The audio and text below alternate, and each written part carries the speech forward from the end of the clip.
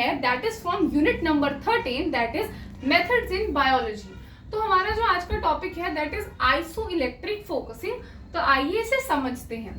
सबसे पहले हमारे पास एक टेक्निक होती है पॉलीएक्राइलामाइड जेल इलेक्ट्रोफोरेसिस। आई होप आप सबने इसका नाम सुना होगा। जैसे हमने एज पर एक वीडियो बनाई थी कि वो डीएनए को सेपरेट करने के लिए यूज होता है, similarly PAGE is used for protein separation. तो पेज भी दो टाइप के होते हैं, एक होता है SDS PAGE that is sodium dodecyl sulphate polyacrylamide gel electrophoresis and one is native PAGE. तो एसडीएस पेज क्या करता है, प्रोटीन्स को उनके साइज के बेसिस पे अलग करता है।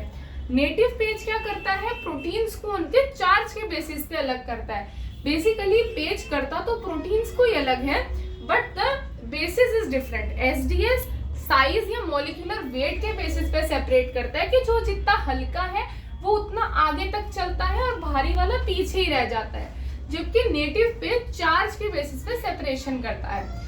ठीक है, अब हमें बेसिक तो पता लग गया कि पेज करता क्या है। नाउ अब एक क्वेश्चन है, अगर दो प्रोटीन्स है A and B both have a weight of 10 kilo dalton, तो हम इन्हें कैसे सेपरेट करेंगे? क्योंकि अगर आप पेज चलाओगे तो आपका तो सेम जगह पर बैंड आएगा बिकॉज सेम साइज है।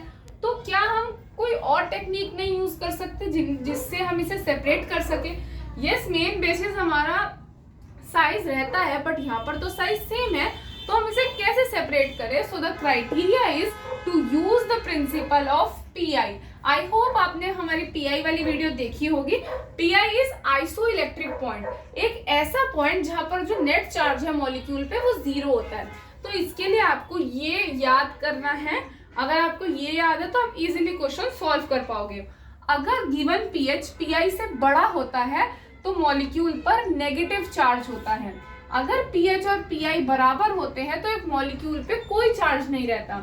अगर पीएच पीआई से छोटा होता है तो मॉलिक्यूल पर पॉजिटिव चार्ज रहता है।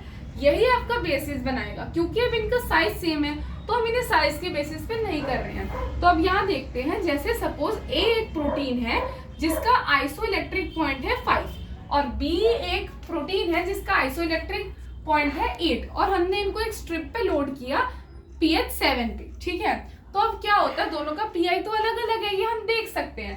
तो अगर आप ए के लिए ध्यान से देखें, pi is 5 and pH is 7, तो जो पीएच है 7 इज ग्रेटर देन 5।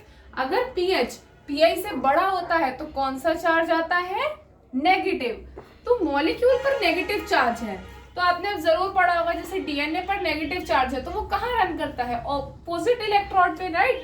तो यहाँ पर नेगेटिव चार्ज होने की वजह से ये पॉजिटिव की तरफ भागेगा।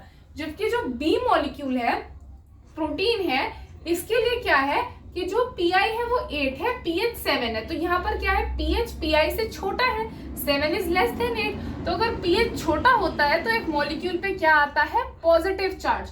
पॉजिटिव चार्ज होने की वजह से ये जो है नेगेटिव इलेक्ट्रोड की तरफ भागेगा। तो हमने क्या करा, अपने दोनों जो प्रोटीन्स थे ए और बी उसको सेम पीएच पे लोड कर दिया। अब क्योंकि ए पे नेगेटिव चार्ज था तो वो पॉजिटिव की तरफ भागने लगा, जो बी था उसमें पॉजिटिव चार्ज है तो वो नेगेटिव की तरफ भागने लगा। और ये कहाँ जाकर रुकेंगे, अपने पीआई वैल्यू पर जाकर रुक जाएंगे, क्योंकि यहाँ पर पीआई और पीएच बराबर हो जाएगा, इसीलिए अब ये स्टॉप हो जाएंगे। तो इस तरीके से ऐसे मॉलिक्यूल्स जिनका साइज सेम हो और हमें उन्हें सेपरेट करना है तो हम आइसो इलेक्ट्रिक फोकसिंग का यूज कर सकते हैं। अगर साइज डिफरेंट हो तो हम एसडीएस पेज यूज कर सकते हैं। अपनी अपकमिंग वीडियोस में हम SDS page, 2D gel electrophoresis के बारे में और वीडियोस लेकर आएंगे। I hope you like the video. Please do like, share, comment and do subscribe to our channel. Thank you very much.